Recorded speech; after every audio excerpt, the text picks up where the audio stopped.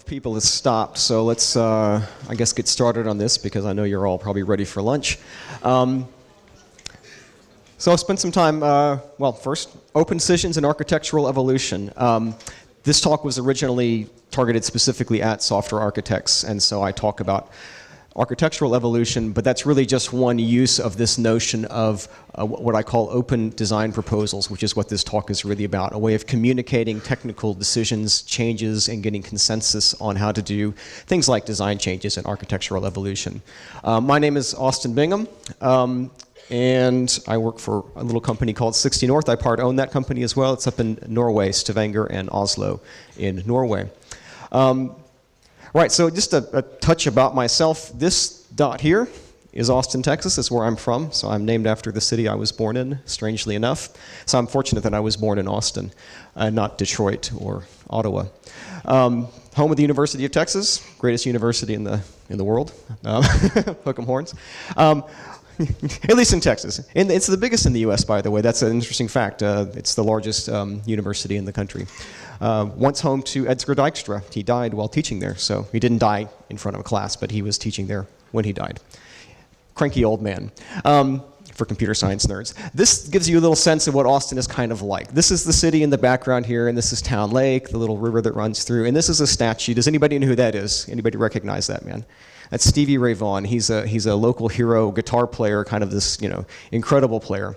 And he died tragically in a helicopter accident, so we built a statue. That gives you kind of a sense of what Austin is like. They really like their music, they really like their nightlife, and they're very proud of that kind of stuff. About 6 years ago, in fact, 6 years ago in about 2 weeks, I moved to this other orange dot up here on the west coast of Norway. Sorry, I'm blocking the screen. Stavanger. This is the oil capital of Norway, where all of the big oil companies are. This view here gives you a sense of what it's like there. Very, very different. This is Lysefjord, the most beautiful fjord in the country.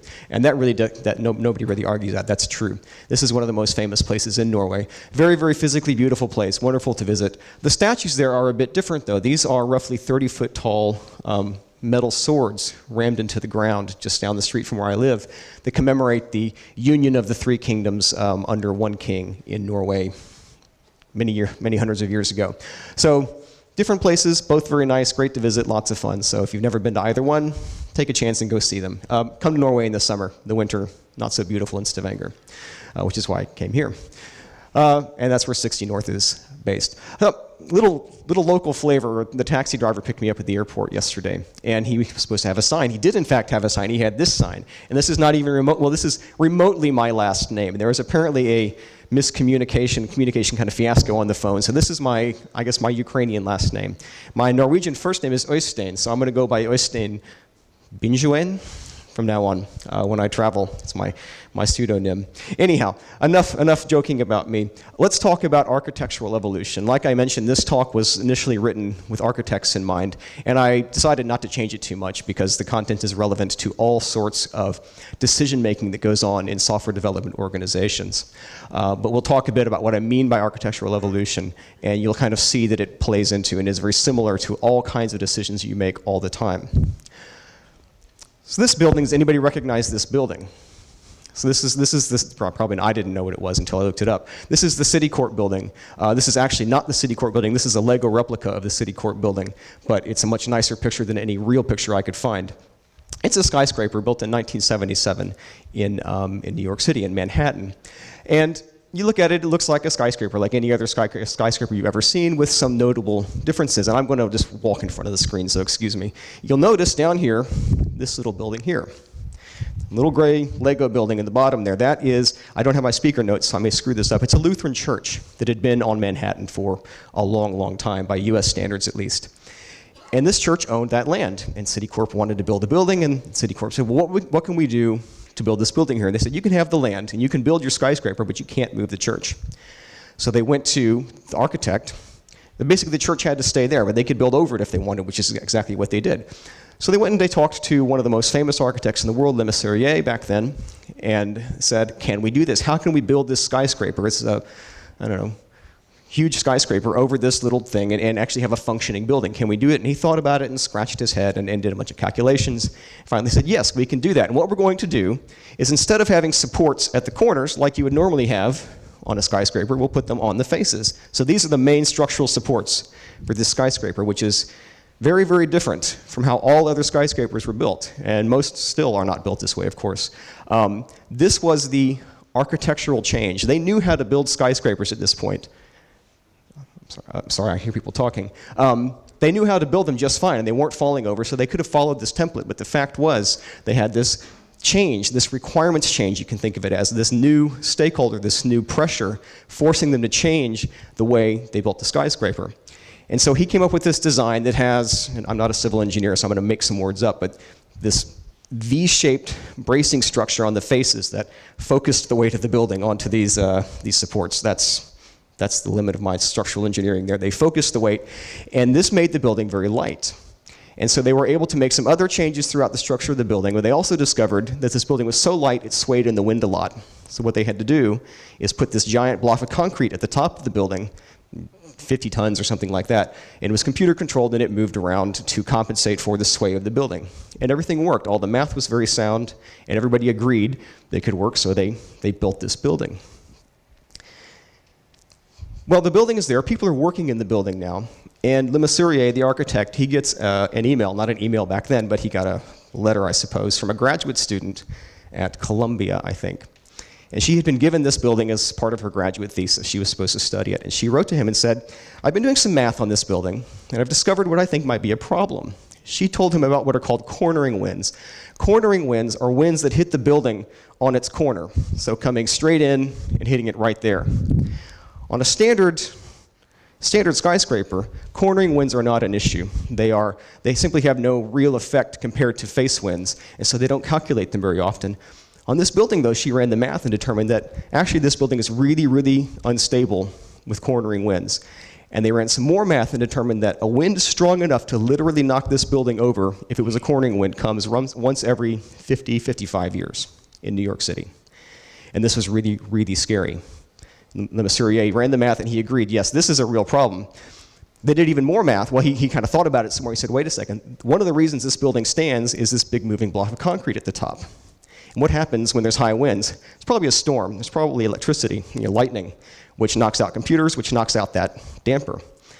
He ran some more math and realized, oh no, a wind that can knock this building over comes now every 16 years. And there was a hurricane out in the Atlantic at that point coming at New York.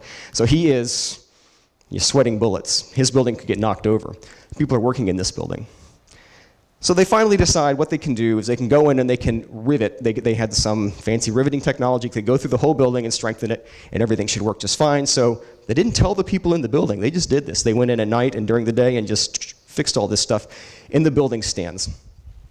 The point of this is that getting things like architectural changes correct, this change in architecture that they had to make to account for this little church was seemingly simple, but it blossomed into all these other things throughout the building, and they missed an important point. And remember, we've been building buildings as human beings for 10,000 years now. You'd think we'd have it kind of figured out.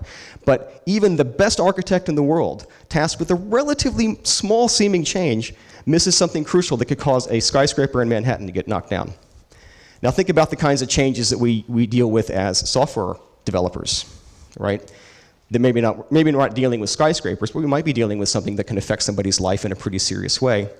And we've only been doing software for 50 years, 60 depending on how you count maybe. So we don't have nearly the experience, nearly the tools, nearly the body of knowledge that would help us to get this kind of decision correct. And so we screw these things up all the time.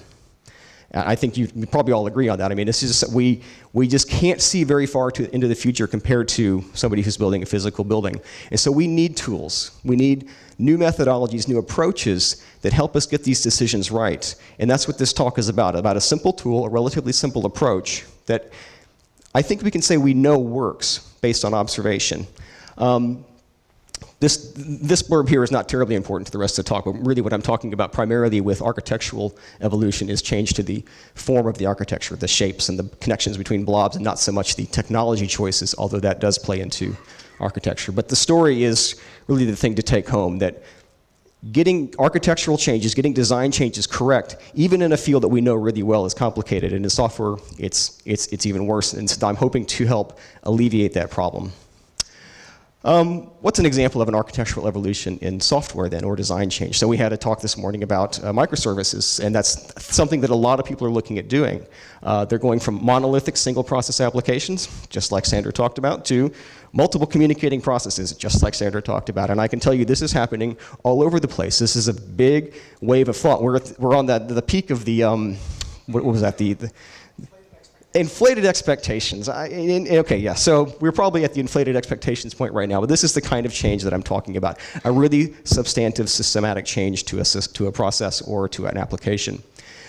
Another kind of apropos kind of change would be going from a persistent final state, you know, like Microsoft Word saves the document, or maybe it doesn't actually, I kind of assume it does, compared to this new wave we call event sourcing. Right? This is a fancy new way of, you store all the events that have happened in a system, and you can reconstruct the point of things at any point in the past. This is actually how Google Docs works. It's actually fascinating. You can dig in and find your entire typing history on Google Docs. When you typed characters, what you typed, when you erased, all that kind of stuff. It's really kind of fascinating, and there's tools that help you dig that out. But this kind of change is also what I'm talking about. So big changes to the way major architecturally significant components are bolted together in your system.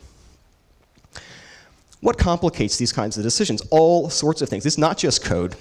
It's not just new tests. It's things like deployment questions, licensing questions, UI changes, all these things that I'm not going to read them all because that's boring. But these are things that maybe you don't think about it as a developer, but when you start thinking about full systems and the impact of design and architectural changes, you have to take into account. Licensing is critically important to many, many businesses, even though you may never think about it as a developer. It somehow has to get folded into the thought process that goes into making large decisions. So what are we supposed to do? What is an architect or anybody making a technical change supposed to do? We have all these things, all these forces pushing in on us to tell us, oh, you can't do this. What about the GPL? What if there's export laws we have to think about? What if, you know, how are we going to test this piece of crap? All these things you have to take into account. And what I want to do is present what I call open design proposals as a way to help harness the input of all of the stakeholders in the process, to get review, to have archives of decisions and how they were made and why they were made, to help you, A, make the decision now, and make future decisions when the time comes. So, I've mentioned this several times, open design proposals. This is it's really the result of what you might call observational science. We see a pattern happen over and over and over in companies, in open source projects, and in many different environments, and we see this similar looking pattern work many times. And so my goal was to find the commonalities, find the parts that seem to be the salient, important elements of these different processes, and extract them and present them to you as a bullet list of things that you can apply to your own process. I'm not going to give you a set in stone pattern or set in stone bit of instructions. What I want you to be able to do is take away the key points and understand why those key points work, and then make them work in your own organization. You know, one of the cornerstones of Agile and Lean is this notion of method tailoring. You've got some method that worked over here. Part of it or all of it might work for you, but you need to make sure that you fit it into your culture, into your company, and into your pattern of working. Maybe, again, like Sandra, all you've got are Java developers, and so that's something you have to worry about. Even if you're getting a process from somebody who's done a lot of C#, you apply it to yourself, but then have to make changes because of the environment you work in. So what are these elements of open design proposals that I'm talking about? One, it's light enough and heavy enough. This is the Goldilocks principle, right? The documents, the artifacts you produce in an ODP are not too light, not just fluff, and they're not too heavy. They're not a bunch of big upfront design. They're not a bunch of requirements documents that you'll never use again that just take up space in a storage room. Critically, they're public and open for comment. Now, it doesn't necessarily mean public to everybody in the world, but public within your company, public within your project team, or maybe public to the world if it's an open source project. And we'll look at a couple of open source examples where ODPs have been used. Standardized formats. This may seem like nitpicking a little bit or getting down into the weeds, but it's really important because if you have a standardized format, now you can have machines processing these documents, indexing them, and finding documents that relate to your past decisions or help you find things within these documents. So I'm not going to specify some standard, but you'll see that most of the ODP examples I've seen in the wild have a standardized format, ASCII or UTF-8 or something like that, and common headers and things like that. Archiving, critical. You want to be able to remember what you've done in the past and why you've done it. It's very simple to do, but it's something that a lot of people don't do. They may go through a big design process and at the end, chunk everything out. Or if it's not chunked out, it's in the back pages of the wiki somewhere where nobody knows where it is. So having an archive in a well-known location is really useful. Finally, non-trivial review, and I will actually talk about some of the science behind reviews. This is one of the most important things. This is one of the most important things we can do as software developers, actually, is better targeted, economically founded review. And I'll look at some of the research we know about review and how that feeds back into supporting the notion that ODPs are actually a practical approach to design changes. What do you get? What do we see when we apply these principles of open design proposals? We get well-documented, well-thought-out, well-communicated, high-quality decisions. That's a bold statement, but I think you'll see that given what we've seen happen in the real world, it's not a lie, at least. It's maybe not 100% true, but it's very close to true, and it's better than a lot of organizations do, in my experience, right now. This is a map of Texas, and what are colored in here are the counties in Texas. There's, I don't know, 100 of them I've never counted. Like almost all maps you've probably ever seen, they use 4 colors to color these things. And they use 4 colors because it was found if you used 4 colors, no 2 adjacent faces would have the same color. We've known this for literally hundreds of years. Again, like we've been building buildings for thousands of years, we've known this for hundreds of years as well. And we've applied it on all sorts of maps. But we hadn't proven it.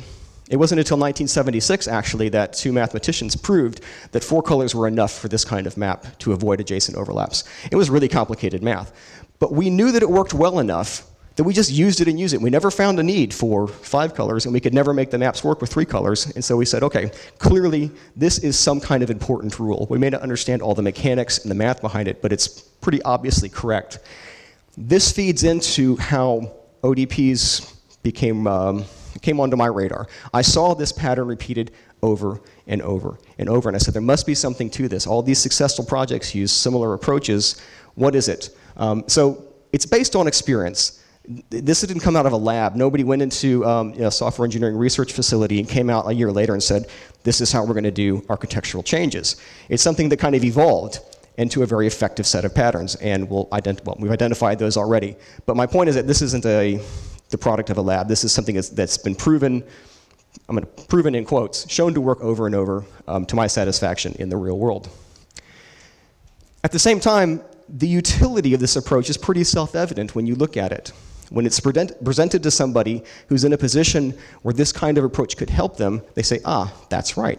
This is an example of double entry bookkeeping, which was an invention. I mean, back in the Medici days, the Medicis invented this as a way to keep track of their finances. And it's actually law now. If you're going to be an accountant in the US at least, I mean, this is just how accounting is done. It's basically become actually, law. Because when you see this, when you're an accountant, if you had never seen double entry bookkeeping and you're trying to keep track of complex finances, and somebody comes to you and says, this is double entry bookkeeping, you're going to go, aha, that makes absolutely perfect sense. Things go out, things come in, they always balance. It's checksumming, basically, is what it is in accounting. And it's an incredibly powerful technique, and if you're in a position to use it, you'll recognize its utility. And I think that ODPs have the same quality to them. If your organization can benefit from them, you'll recognize it pretty quickly. And that's one of the ways that you can help get it implemented in your organization or in your project. You can basically say, look, it's really easy to do, it has these benefits, it's obvious it has these benefits, let's just try it. And it's easy to abandon. There's a couple of things up here. Easy to grasp, easy to understand, right? Easy to get started with, easy to modify, which is really important, and easy to abandon, move on from.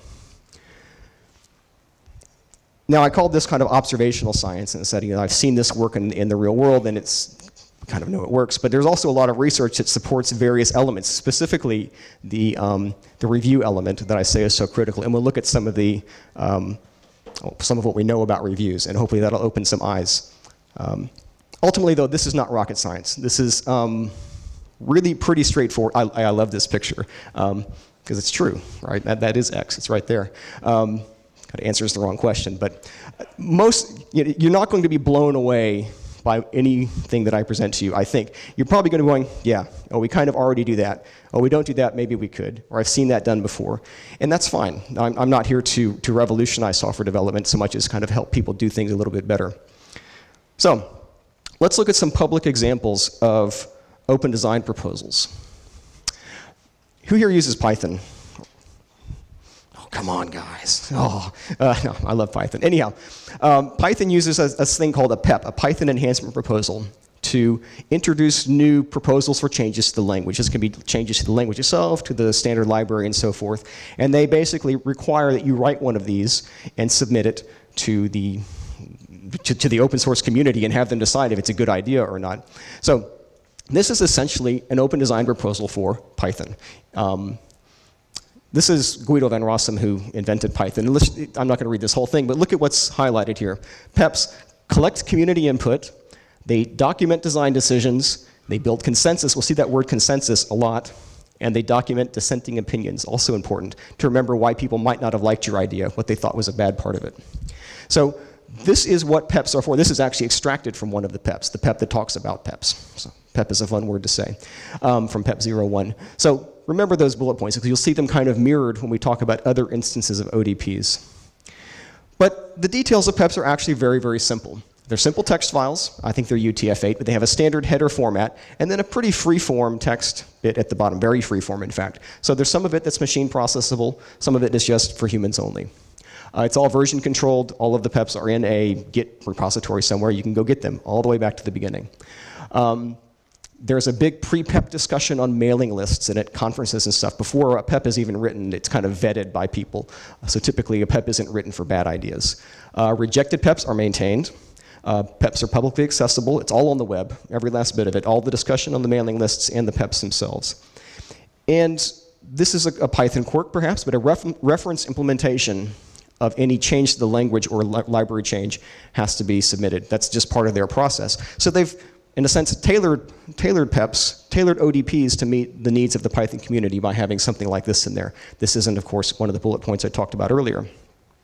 So that's how Python uses ODPs. It's very straightforward. It makes common sense, and it just evolved out of their need to get the input from all of the members of the Python community. Something more of you might be familiar with who uses Java on a regular basis. Okay, so more. I'm gonna say everybody at this point. Yeah, because you have to.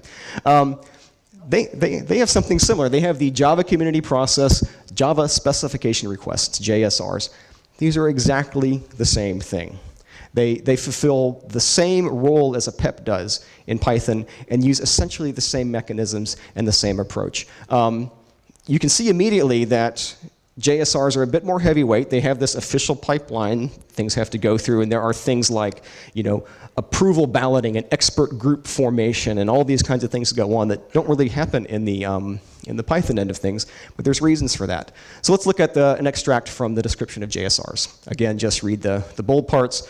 High quality specifications, awesome. Inclusive consensus-based approach, consensus. Agreement on the form and content of the draft is then built using an iterative process that allows ever-widening audience, so getting more and more people involved in looking at it and reviewing it to comment on the document. All right? So you can see similarities here between PEPs and JSRs. What are some of the details of JSRs that might be relevant? Well, they're initiated by the community, just like PEPs, but of course, you have to be in the community. You literally have to sign up to be in the Java community. There's some web page, but it's free, so it's fairly inclusive. The initial draft, however, is not written by just anybody. It's written by a committee that's selected by somebody inside the community. I'm not sure who makes that decision. They are much heavier than PEPs. JSRs typically have a lot more detail, a lot more structure, but that's by necessity.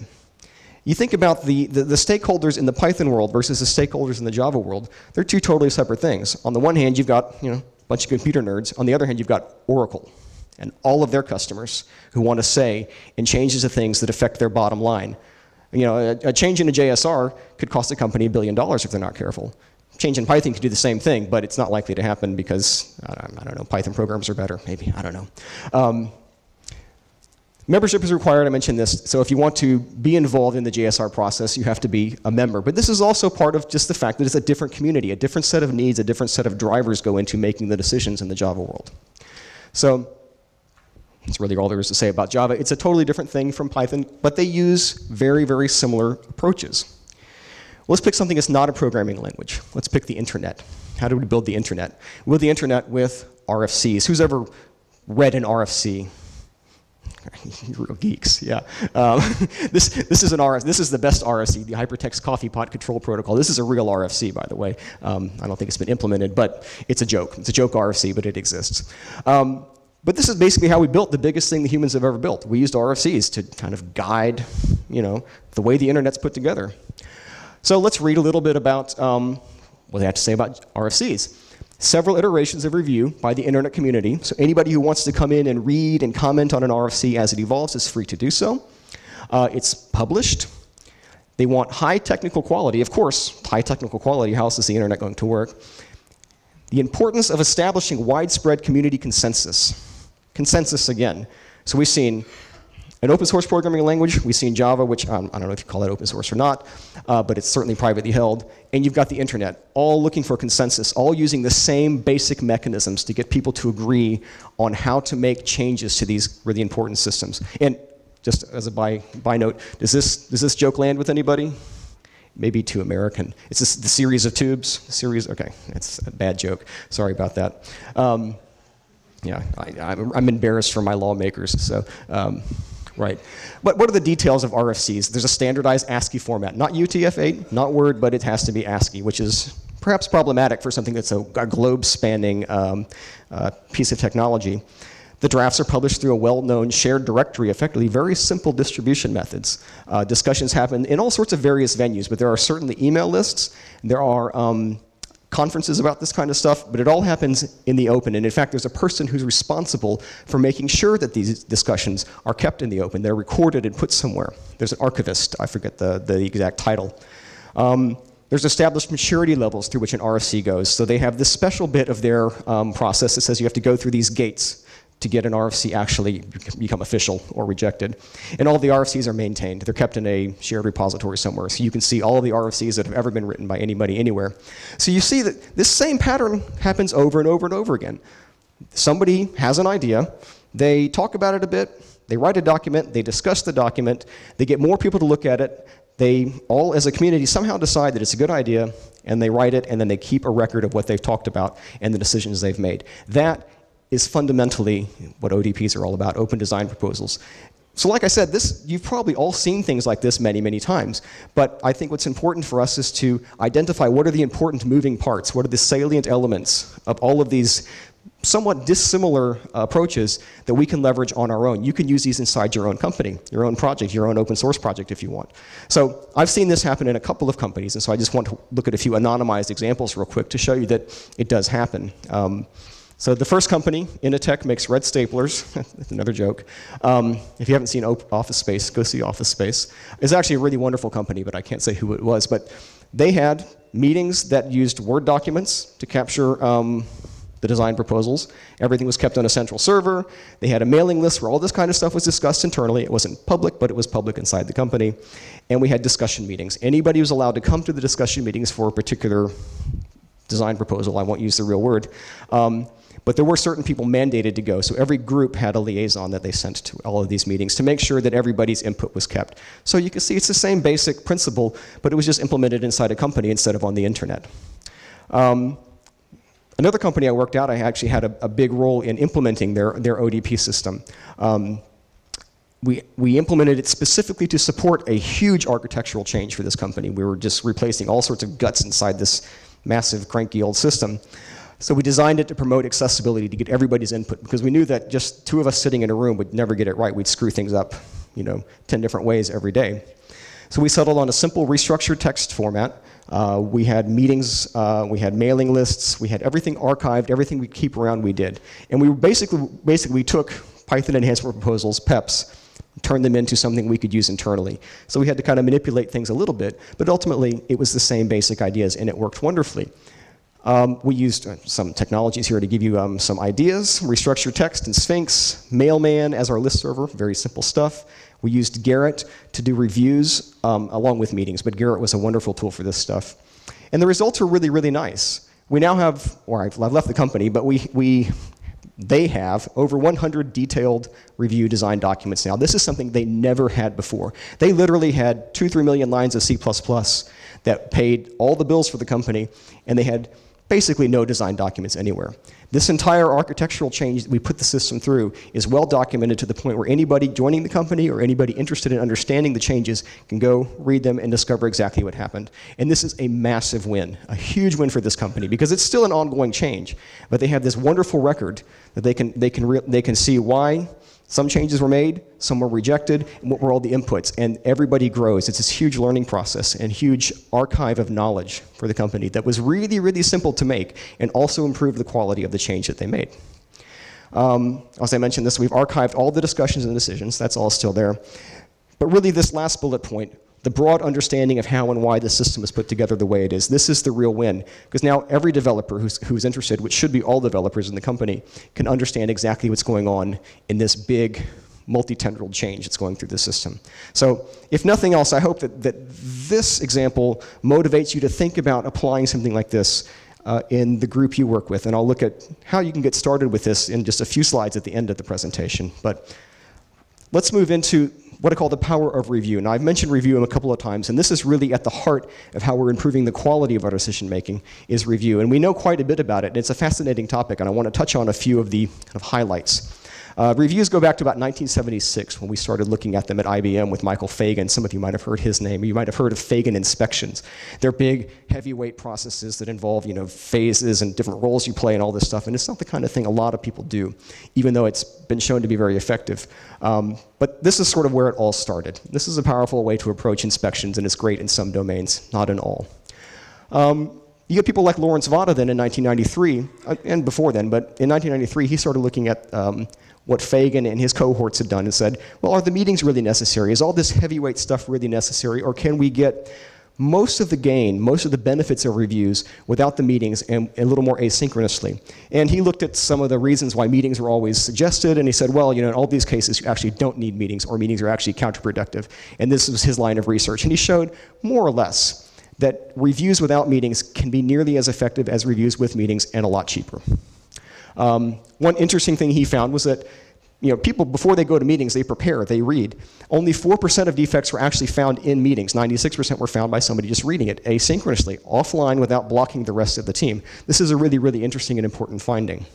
Of course, it depends on how important those 4% of defects are. But if you can find 96% of your defects in review, that's a big win. These guys at the Royal Marine College in Canada confirmed Vaada's finding. They found that reading, just sitting down and reading a spec, gave you 1.7 defects per hour versus meetings 1.2, so a 50% more efficient process just by sitting and reading by yourself. So that's an economic gain right there.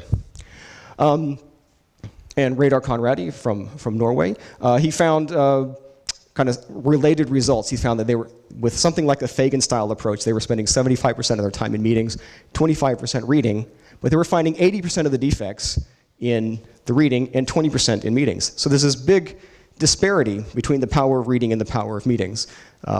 You should read these papers if you're interested in these numbers, because they come with a lot of caveats. This is really difficult research, and there's a lot of interpretation that has to happen, but the results seem pretty clear. You can get a lot of power out of reading something offline and just finding the defects as you go through it, rather than sitting in a meeting that's actually very expensive and possibly counterproductive.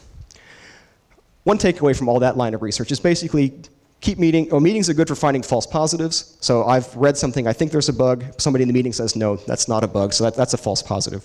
So keep them short and small. Weed out the false positives and move on primarily. More interesting numbers, though. Some people say, well, we don't have to do review because we do test. We test the heck out of everything.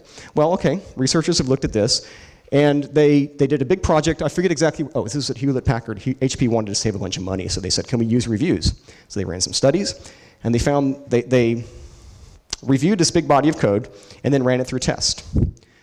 And they looked at all the defects that were found in inspection, and then they examined their test procedures, and they realized only 4 of those would have been found by the existing tests. And these aren't just toy tests. I mean, this is Hewlett-Packard. They know what they're doing when it comes to making software. Well, you can argue with that, but they're pretty good at it. But this is kind of scary.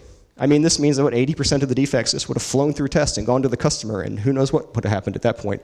So reviews are really important. That's why they're a cornerstone of open design proposals. Here's just a huge list of other companies that have realized tremendous savings by doing reviews, because the power of them is pretty substantial. 10-to-1 ROI, Hewlett-Packard, Error detection reduced by a factor of 10 at AT&T, et cetera, et cetera. I won't read the whole thing, but you can get these slides later if you want. The point is that reviews really work. Now, yeah, Tom Gilb, if you've never met him, is quite a character. He was doing studies on fake and style defect stuff, and he found that 44% of all bugs were due to defects in requirements and design. Meaning that if you just reviewed your requirements and got them right ahead of time, you would avoid sending bad requirements to programmers. And what do programmers do when they get requirements? They write code that implements those requirements. So right, programmers can do whatever you ask them to do. We're really smart people, and if you give us a requirement that says launch a nuclear missile, we'll write a code that launches a nuclear missile, even if it's not a good idea. So stopping bad requirements from getting to your programmers can weed out 44% of defects, at least in this study, and that's a huge win because you save all the time that you spend writing that code and writing tests for it and pumping it through your continuous delivery systems and so forth. So if you want to really leverage inspections, leverage them against, you apply them to your design, to your requirements, to things before code, things like open design proposals, and that's why open design proposals really feature review as a central element. And there's one more kind of tack-on benefit to doing reviews, of course, is that you generate some artifact, code, design, whatever. You review it, you get feedback back from that, and you learn. And you stop making whatever mistake it was you made, be it in writing clear requirements, be it in writing code, or whatever. So it's a huge learning process. So having reviews happen all throughout the stack of things, of artifacts that you generate, means that everybody learns and everybody becomes better at making all of those things along the way, not just coding, which is where we tend to do reviews, even though it's actually low payoff. Gotcha, thanks. So I'm not going to read these because we're running a little bit out of time, but basically Robert Glass has a great book, and he says that inspections can detect up to 90% of the errors in a software product. It's not entirely true, but it's kind of true. And really what he goes on to say is that basically we know that reviews work. We know that they're extremely effective, and the fact that we don't use them all the time means that we're throwing money out the window. Bunches of money, if you believe the numbers that we showed earlier, 10 to 1 for HP. I mean, okay, you're throwing away $1 billion when you could have been throwing away $100 million. Which is, you know, that's a bad thing to do on any bottom line. So if you want to learn more about reviews, there's a couple of books here that are really, really good. Robert Glass's book here at the end is not all about reviews, but it actually has a lot to say about it, and it's a really fun book on its own.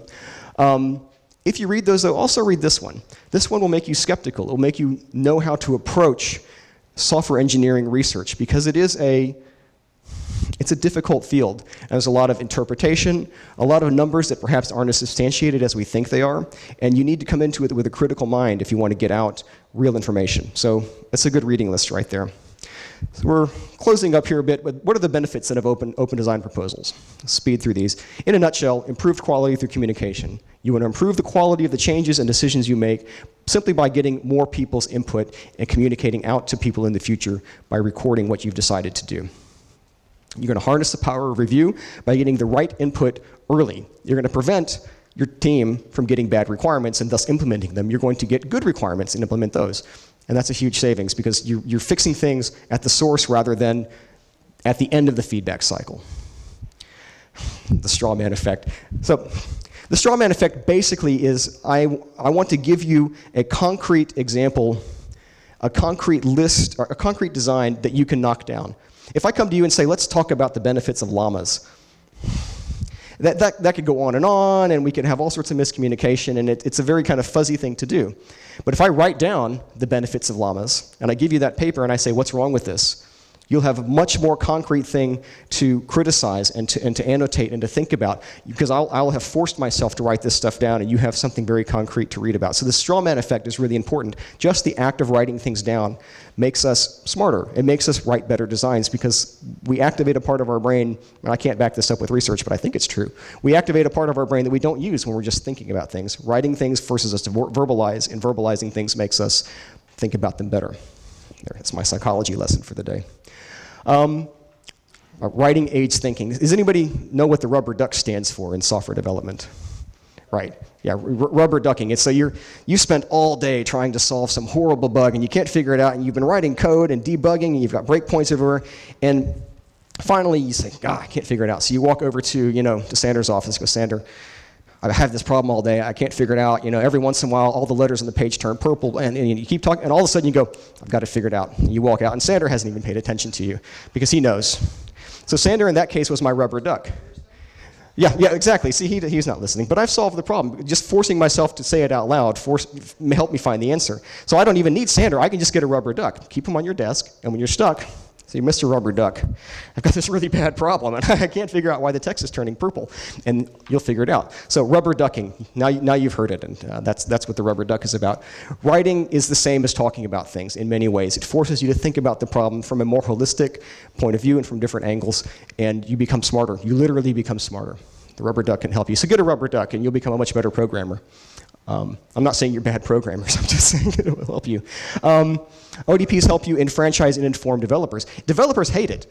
When you come to them, and I know this because I've been a developer my whole life, come to you with a bunch of requirements and say, code this up. And you're like, it's garbage, trash, useless, unclear. But if they're involved in the process of seeing how the design evolved and where it came from and who all the stakeholders were, they suddenly understand, well, this looks boneheaded on its face, but I know why it's there. And I understand that I need to do this, otherwise this other behavior is going to break. They're enfranchised. They're part of the overall design process. And they can actually help you make sure that you write things clearly. They can help you get things correct, because you may make bad technical assumptions in your designs. So having developers informed and enfranchised gives them a stake in what's going on, and it helps them interpret and understand designs better. And it helps you produce better designs because they're giving you feedback along the way. I mean, developers are an important stakeholder along with customers and sales and marketing, all the other people in your company that you have to take care of. So get them in the loop. Finally, you get an archive. I love this picture because it's a great archive, but then I realized actually it's a bad picture. This is from Indiana Jones, right? They've got the Ark of the Covenant, they put it in a box, and they hide it away in this archive, never to be seen again, which is the opposite of what I want you to do. I want you to have your archives be very open and accessible, but anyhow, it's a nice picture.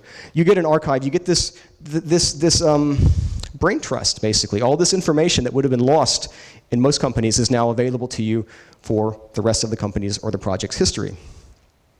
So how can you get started with this? Very, very simple. Email list and a web server. That's it, you're done. Right? You use the email list to communicate, use a web server to serve up the documents you've made, and that's all you really need to get started. That's literally how things like PEP got started. That's literally how things like some of the projects I've worked on in the past got started. You can get fancier. You can start to use review tools like Garrett or Code Collaborator, revision control. I mean, that probably goes without saying. You're going to put things into Git nowadays or something like that. You can start to add meetings. Maybe you think you do need meetings to get some benefits. Maybe you're building a rocket or a pacemaker, and so there's really high penalties for getting things wrong. Add some meetings. It's an economic decision, and it's a code quality decision you have to make. You can have fancier document formats. You can go from just pure ASCII to restructured text to Word to whatever you want. It depends on your organization. And finally, you can add all sorts of complicated processes. It's up to you, and you need to pay attention to how this kind of stuff will and will not work in your team. Yeah, I'm not sure what's going on there. But the point is, try it. If you think this could help you, if it's self-evident that it could help your group, you should go ahead and give it a shot. It's not hard to get started, and it's easy to abandon. It's low cost. If you don't like it, just get rid of it. No problem. So that's right in time.